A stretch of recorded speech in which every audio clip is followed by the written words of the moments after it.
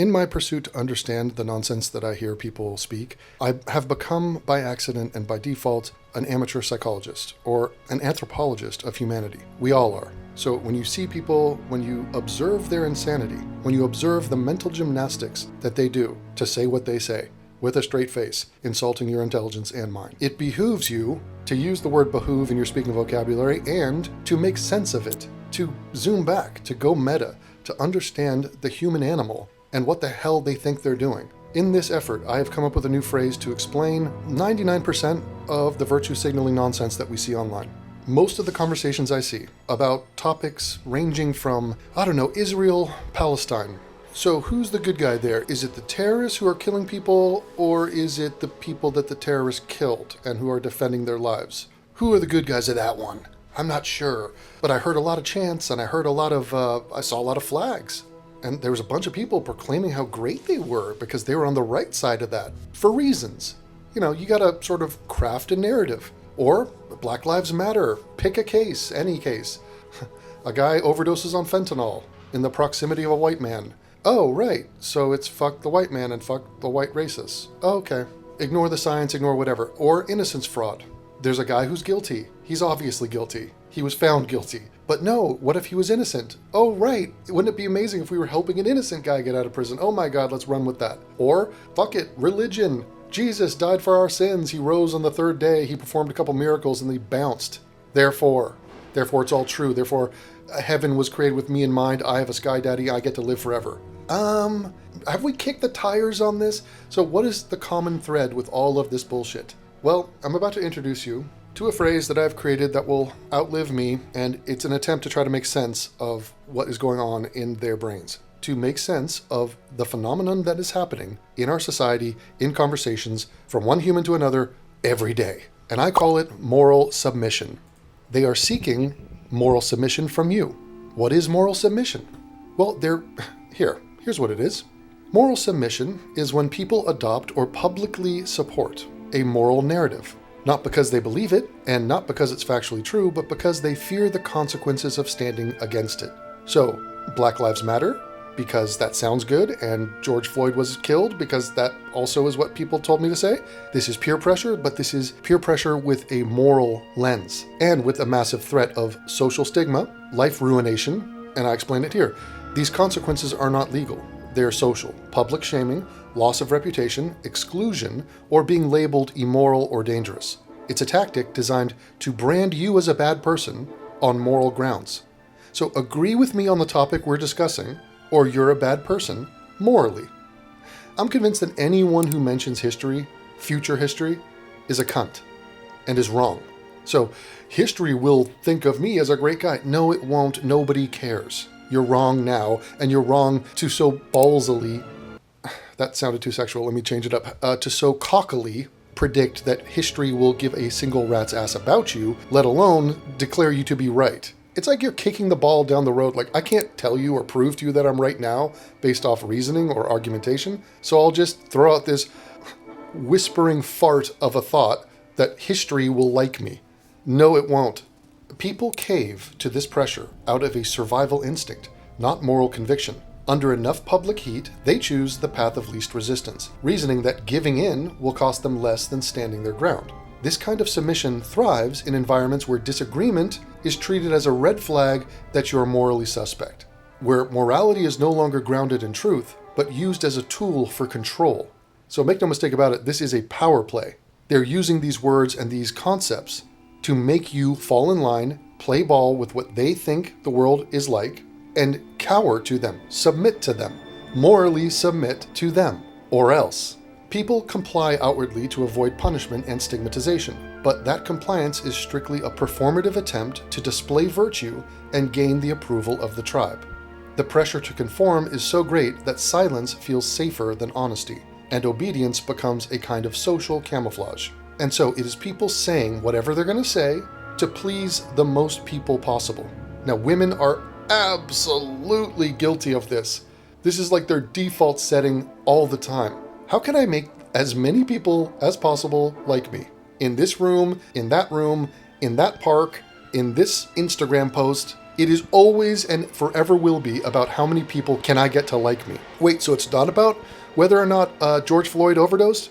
And it's not about whether or not that cop killing was racist or a bad shoot or something? It's not about that? It's about you saying racism bad? And you benefiting socially from that? Oh, so it's not about whether or not Kevin Cooper killed an entire white family in the 80s. You don't care about those details. You care about the big picture. Will people like me if I say this or that? Most people in my circles are saying one thing, so I'm going to say the one thing because I want to benefit socially. It's not just socially, it's financially, it's sexually, it's psychologically, emotionally. I don't want to be thrown out of the goddamn tribe. So if the tribe says that Amanda Knox is guilty, then guess what, Amanda? You're guilty.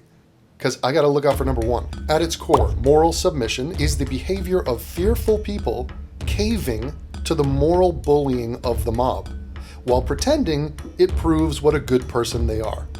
It rewards conformity, punishes skepticism, and gradually erodes the courage to speak freely, seek out, or even care about what is actually true. So, the mother of all things that determine what people say or think on a given topic is how can I benefit from this? I hate to be that cynical, but that is exactly what we have seen. I'm guaranteed that studies have already displayed this. I believe people have run tests on this. People are lemmings. They fall in line. They regurgitate. They get the tone of the room, and they just fall in line. Why? For survival. Because they like that. It makes them feel good to be liked and to be accepted and to belong to the group.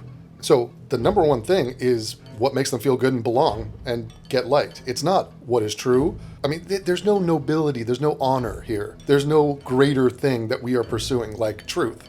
It's about feeling, it's about vanity, it's about narcissism, it's about their egos, and it's about their personal benefit. So we are seeing people morally submit all the time under the threat of you are a bad person if you don't agree with me on this. The words change. You will be labeled and stigmatized as a supporter of genocide, or a genocide denier, or a racist, or a bigot, or an Islamophobe, or you name it. It doesn't matter. They will go into attempting to shame you through labeling you.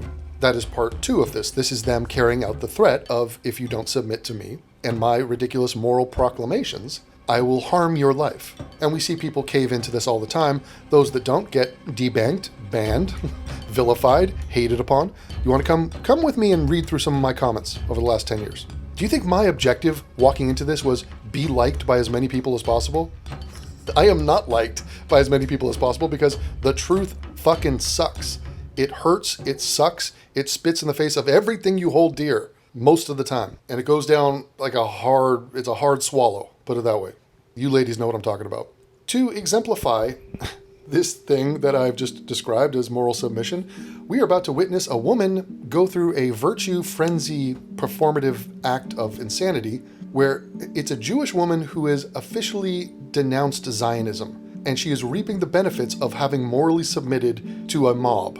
And she's now posting a video which is further evidence of her moral submission. And she's trying to rack up the I feel good points of belonging to a group of people who now like her. Do you think this woman gives a fuck about Israel or Zionism or her stance, a principle, the truth? No. And she's openly announcing it. So this is like, this woman is so unaware, like not self-aware to the point of she's just giving you her internal monologue and hoping that you applaud her and give her likes and give her the validation. It's insane, but it proves the point. So this is Exhibit A for my new phrase, moral submission. What's so fascinating to me about Israel's mythology is this necessity of making Jews feel alone, of constantly saying, everybody hates you, everybody is anti-Semitic, no one's gonna have your back when... Hold on.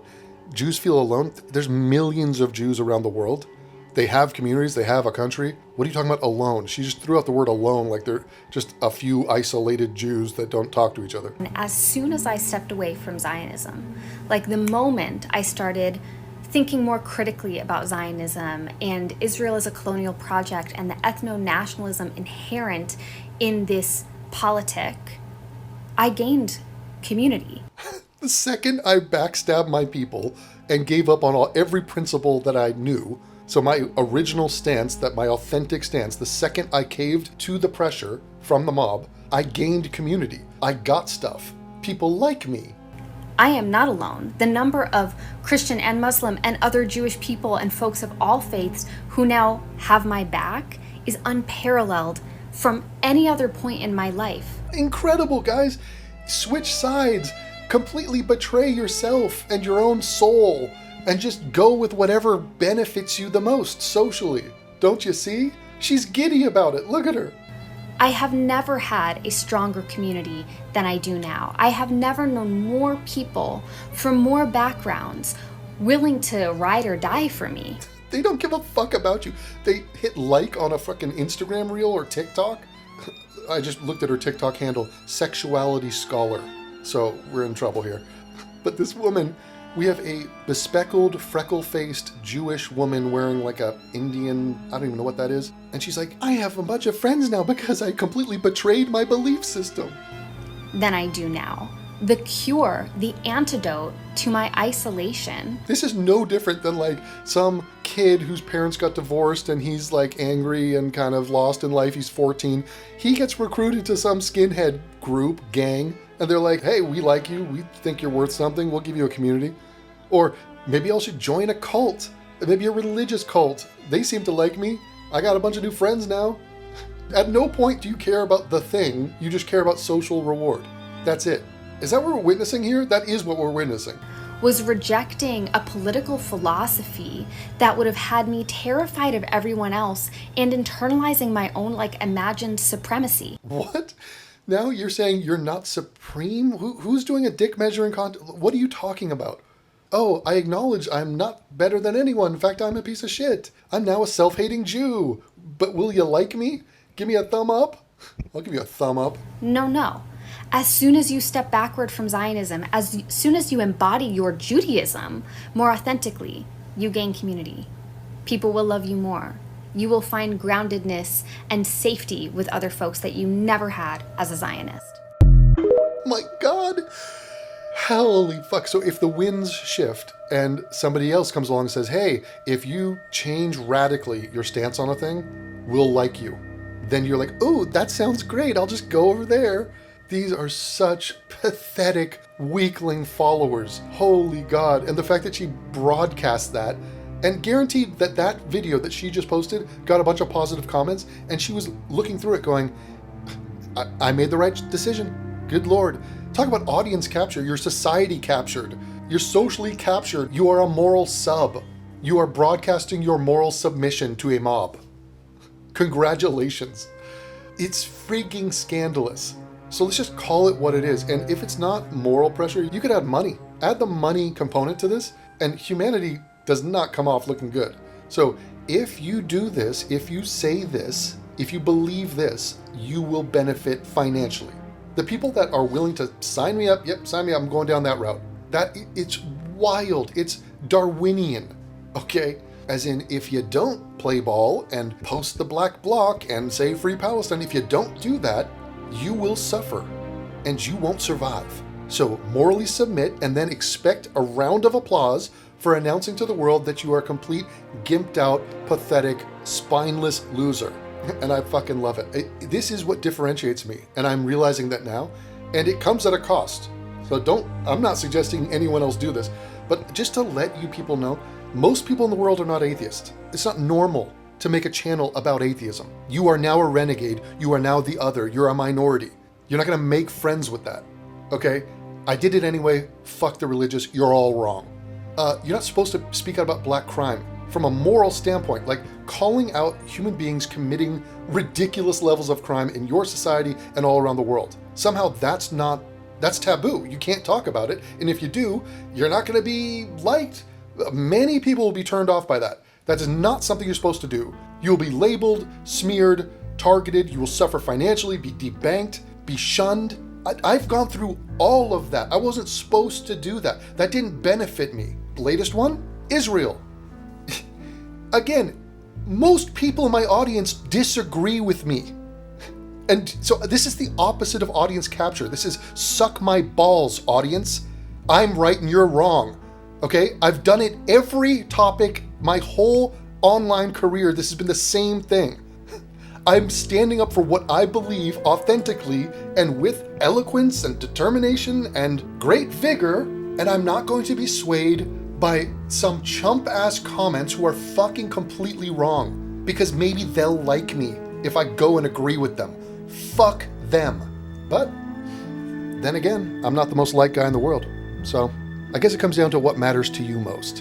And, you know, put it this way. If I wanted to be the most liked guy in the world, I would make a channel like, I don't know, Daily Dose of Internet. And I'd be like, here's a walrus playing with a penguin. And here's a witty comment about it. New video. Here's me reacting to a crazy person doing a crazy thing. And here's a squirrel riding on some water skis. Oh, by the way, here's some songs that I like. And here's a movie review I like. Oh my God, isn't Snow White terrible? I would suck my finger, hold it up into the wind, and say, what does the mob want from me today? I've seen creators do this. They tweet out, what do you want me to make a video about today? As in, tell me what you want me to say to you and I'll say it to you. This is not who I am. If you're here for that project, I don't care if you like me. I don't care if you disagree with me. You're fucking wrong. All right? That's what this is about. Anyway, I'm off topic. The point is moral submission. That's a thing. See you later. Have a good day. Bye.